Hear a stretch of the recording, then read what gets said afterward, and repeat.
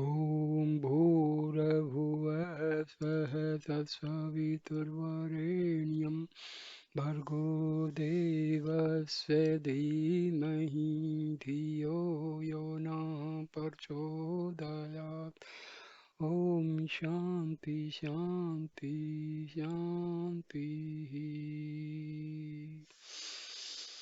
Namaskar friends.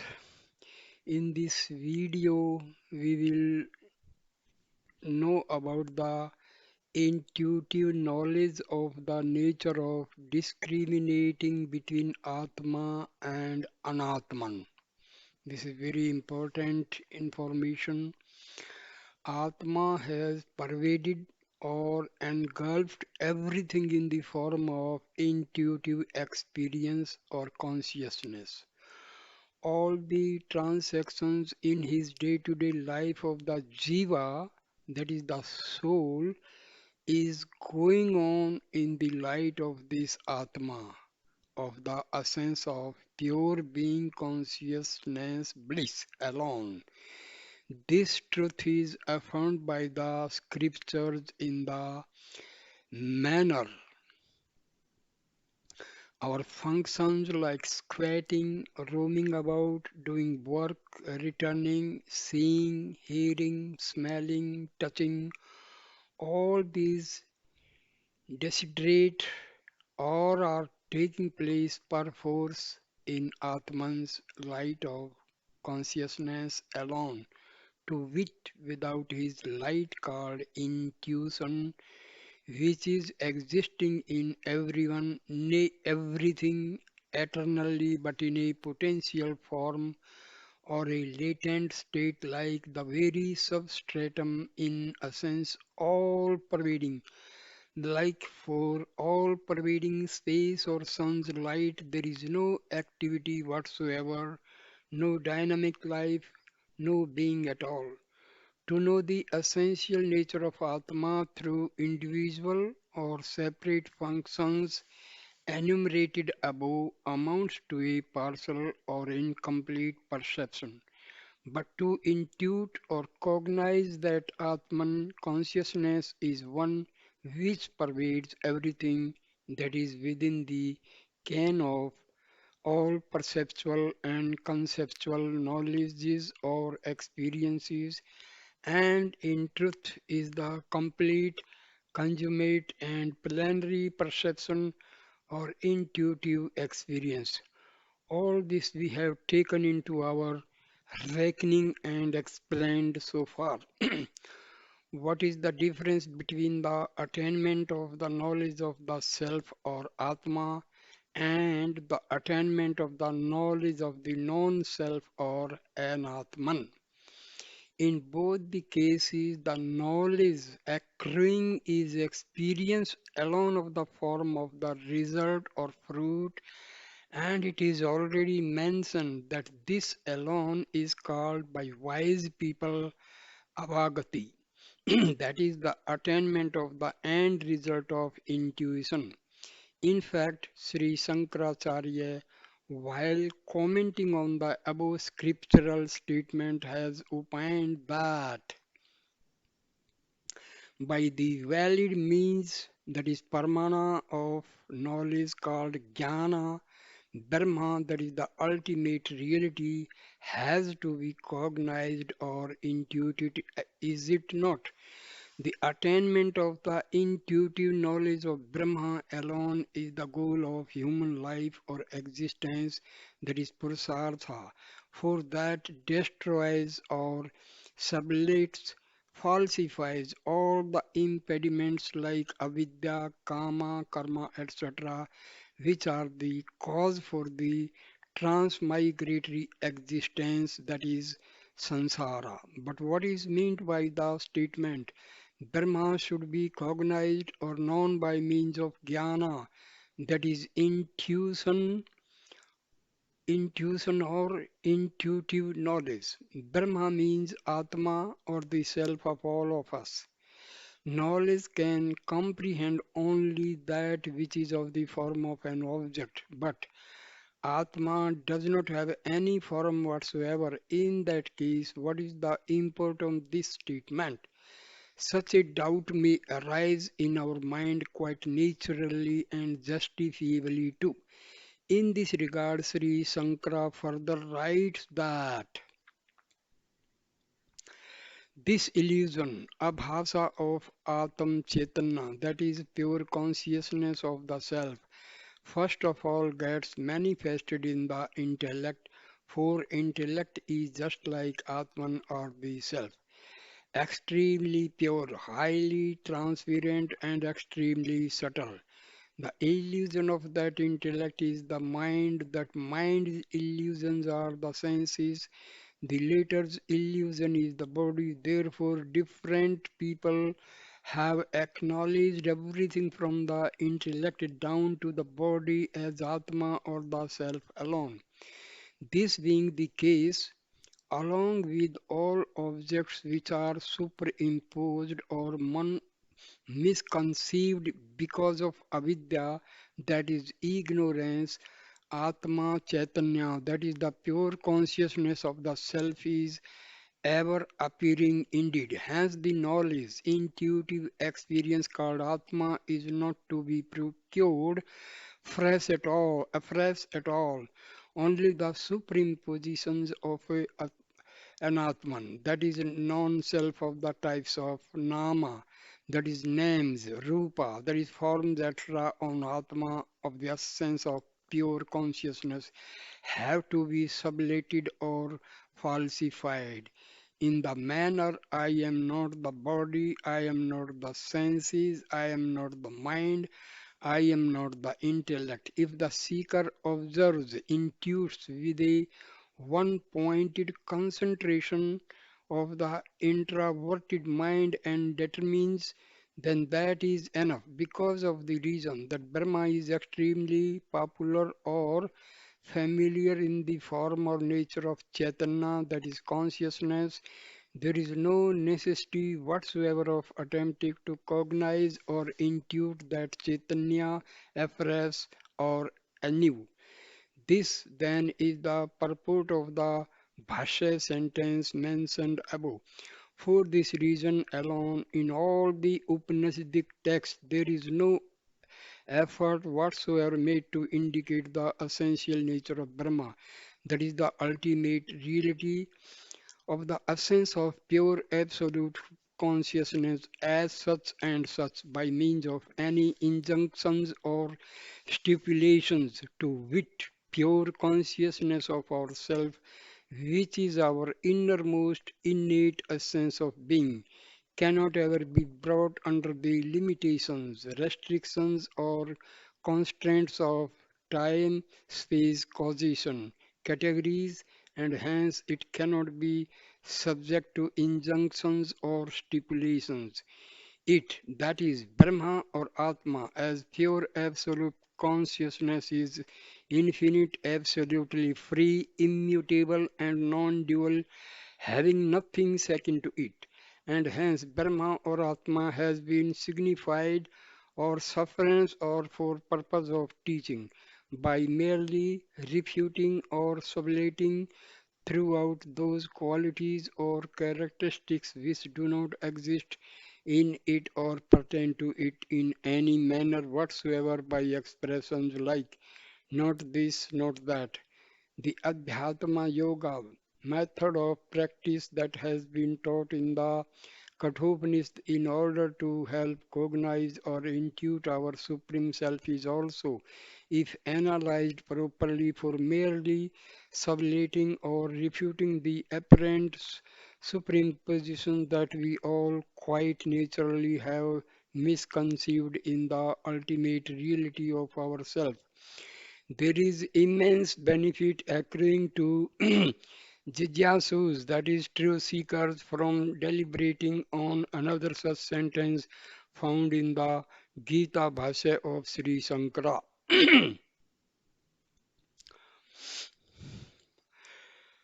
The purport of this Bhashya sentence is, if properly observed, although Atma, that is our self, is extremely popular or familiar very easily knowable or cognizable, nearest or most intimate compared to all other things or phenomena, and the very Atma, that is a sense of being alone of the people in general. For those who lack discrimination, this Brahma or reality of pure consciousness appears to be unfamiliar or unpopular, to be very difficult to cognize or know, to be far off from them and an entity different or apart from themselves. But for those who have the intellect which has withdrawn itself from the external forms of objects, that is, intellect which has become introverted and who have acquired the grace of the perceptor as well as the Supreme Self, there does not exist any other entity which is easier to comprehend, which is more popular or familiar, which is easier to know or cognize, and which is extremely nearer than anything else to oneself. Now we can understand as to what difference there exists between the knowledge of the self known as self-knowledge in Vedantic parlance and the knowledge of an Atman, that is non-self. First of all, because the phenomenon of an Atman is external to ourselves, the person who wants to know or cognize it just as one wishes to know an earthen pot which exists externally or outside himself as an object, has to acquire the mental concept antakarana virti of the form of that object of perception, parmeya. The mental concept thought should become that form and pervade it. At the end of this empirical transaction involving the valid means of knowledge, pratyaksha, pramana, or sensuous perception, the knowledge of the earthen pot or its experience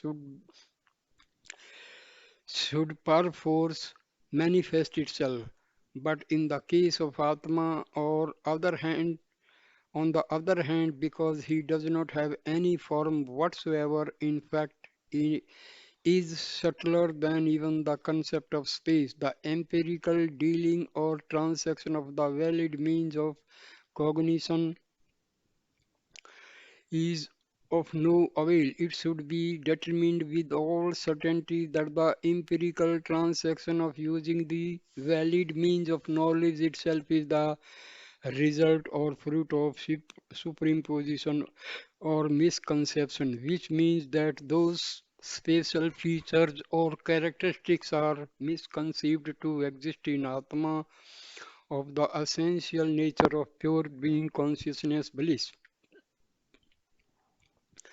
The certainty or conviction that Atman alone is real should accrue. That means the usual faith that only when the real valid means of cognition are utilized to know or perceive their respective real objects, then alone a real thing or entity is cognized becomes a hindrance. In other words, our deep our deep-seated and long-cherished belief Abhinivesa of the type using this valid means of knowledge, Pramana, I know or cognize this particular object of knowledge, Parmya, is a misconception, and this fact looms large very clearly before our intellect.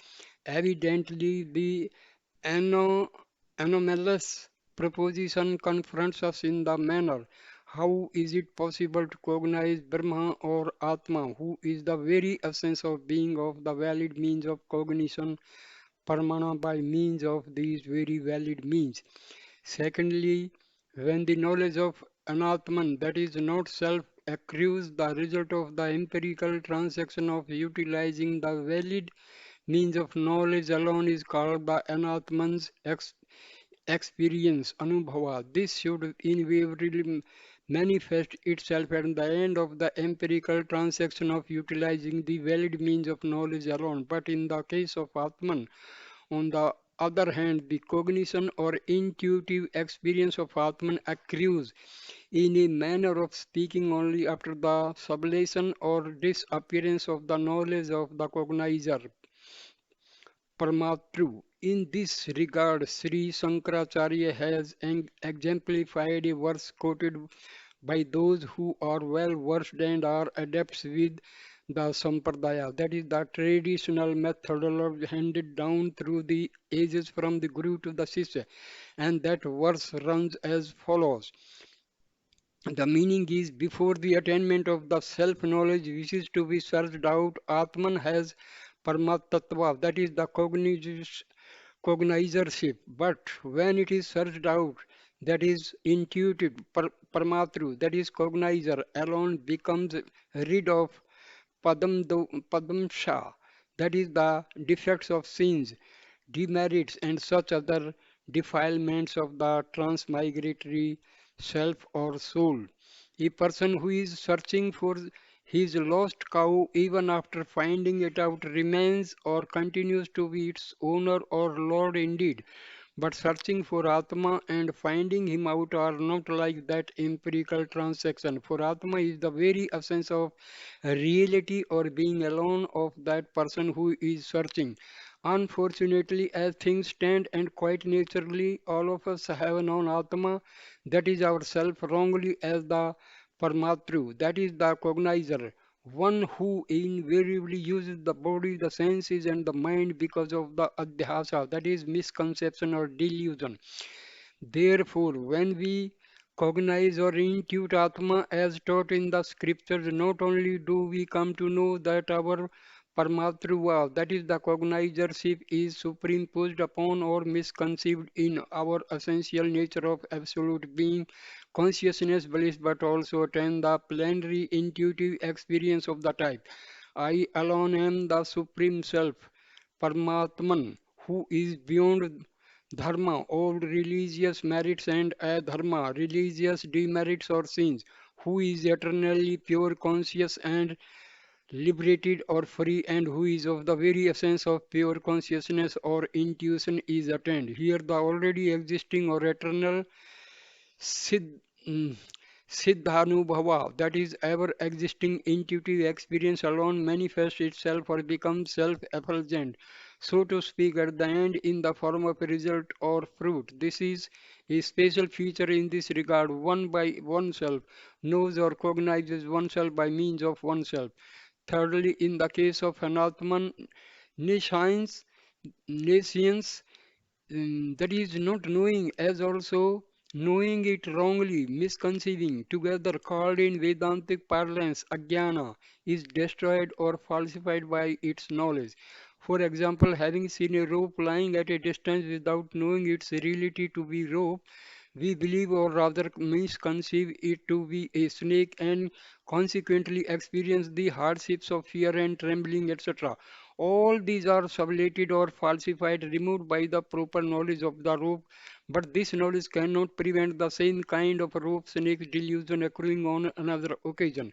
However, it is not so in the case of self-knowledge. After the conviction of the type, eternally pure, conscious, and liberated Supreme Self alone is myself, is gained by us.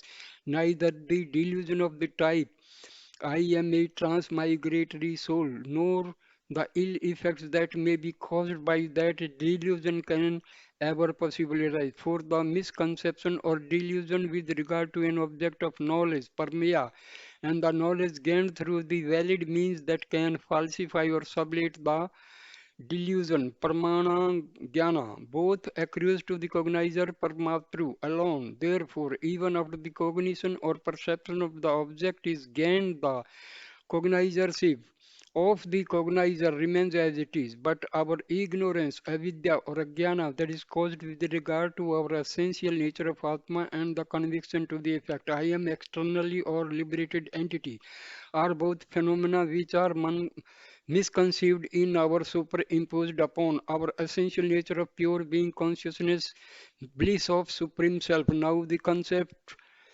uh, or belief of the type I am a cognizer, Paramatru is very strong or steadfast in us, but after self-realization as much strong or steadfast, perhaps even more strong or steadfast, will there be a conviction born out of the Vedantic intuitive experience of the type I was not a cognizer in the past, even now I am not and cannot become one in the future. For cognizership, time and the divisions or distinctions of valid means of knowledge and objects of knowledge are all extremely false. They do not possess any existence whatsoever apart from that Atman. For one who is not a cognizer, wherefrom can delusion accrue? Therefore, it is quite certain that by self-knowledge, avidya, that is ignorance, is completely forever sublated or removed. Fourthly, after the knowledge of an object which is an Atman has accrued, not only does the person of the type I cognize this thing takes place, but also with regard to it. Hetva, that is the concept that this is bad, it is the cause for my grief and so I must avoid it. Or Updetva, that is the concept of the type. This is good, it is the cause for my happiness, hence I must acquire it, will arise. Thus, between these two concepts, viz. To acquire a thing or to avoid it in accordance with it, other perverti or nivarti respectively is bound to occur. When Atma is not intuitively experienced but avidya or ajnana of the form of misconception, abhyasa still remains. As a result of this, there subsists a desire of either acquiring desirable things or avoiding undesirable things, indeed having at attachment, raga or hatred, dvesa, towards the external object alone is the cause for this. And then, as the effect of this avidya alone, concept like kartrutva, doership, and bhoktrutva, enjoyership remain. The belief of the type I should perform good or meritorious acts or deeds, acquire what is desirable and enjoy it. I should see that I do not experience undesirable fruits by performing bad acts or deeds. Existing quite naturally in man is due to this avidya alone. Therefore, the knowledge of the object which is anatman, that is the non-self, is the cause for both pravritti and nivritti. But it is not so in the case of self-knowledge at all. The intuitive experience of the type I am not the doer, not the enjoyer or experience of an object, but I am the supreme self alone who is beyond or who has transcended dharma, that is religious stipulations or rites, as also its empirical opposite, viz. Adharma, that is religious prohibitions, is itself self-knowledge. Even after the knowledge of Atman is acquired, there exists grief, shock. But after self-knowledge is attained, there does not exist any grief, for there is no attachment, moha at all. After that self-knowledge is attained, the scriptures state that meaning one's self exists in itself by itself. Just as when all illness disappears in a person's body, there is no incongruity or discordance whatsoever of the elements of the body, and thereby health is stated to have been revived. Similarly, on the disappearance of the undesirable hindrancing like avidya and its consequent effects like kama, desires, karma, action, bhoga, enjoyment, vasana, latent impressions, the eternal healthy state of one's own pure consciousness beliefs accrue and it is revived. For that reason alone, after this knowledge of the self is attained, the doership, kartrutva, and enjoyership, bhaktatva, both do not exist whatsoever. Therefore, then in that event, there is no room or scope for the either perverti or nivarti. Sri Shankaracharya has stated the intuitive experience of Brahma, that is the ultimate reality, is the supreme or paramount goal of human existence or birth, for it destroys completely avidya, that is ignorance, and such other causes for transmigratory lives of existence, samsara. He further says, self is known or intuited, one becomes a jnani, that is realizes, as also one becomes an embodiment of the fulfillment of human life's purpose. In this regard, there is no room for any disputants having any doubts or for any other type of non-believer, or for this is a knowledge of certainty, aptitude, certitude, which culminates in intuitive experience. Hereafter there is no ajnana, that is nescience, which has to disappear, nor there any knowledge that is to be attained or acquired. In this context, questions or doubts pertaining to jnanis of the type don't they perform any karma, that is any action at all, do not they work for the betterment or well-being of the human society, become redundant, nay ridiculous. Indeed, we can recall that statement made by Swami Vivekananda. What we call betterment of society is the work of sweeping the debris lying on the road by scavengers. To explain, although a jnani is one who is firmly established in Atma consciousness, that is the very essence of all existence, both the insentient and the sentient being in the nature. Speaking from the empirical viewpoint, the common people to get benefit of the humanitarian service from the Jnani, though the sun remains in the sky as he is in all glory and brilliance. For people who live on earth, it can be said in a manner speaking that the sun renders immense benefit and help to carry on their day-to-day transaction. In the same way, from one who is establishing self-knowledge to the world at large keeps on getting a great deal of help, that is spiritual solace. Indeed, it is known from historical and mythological texts that there exist great stupendous, nay Herculean tasks or mystic acts performed by spiritual luminaries who are like ordained incarnations of God Himself for the general well-being of the society. Thus, a jnani, that is the realized soul, attains fulfillment of life's purpose by getting rid of ajnana, that is any science once for all. Here I stop this video. Thank you, dear friends. Thank you. Namaste. Namaste.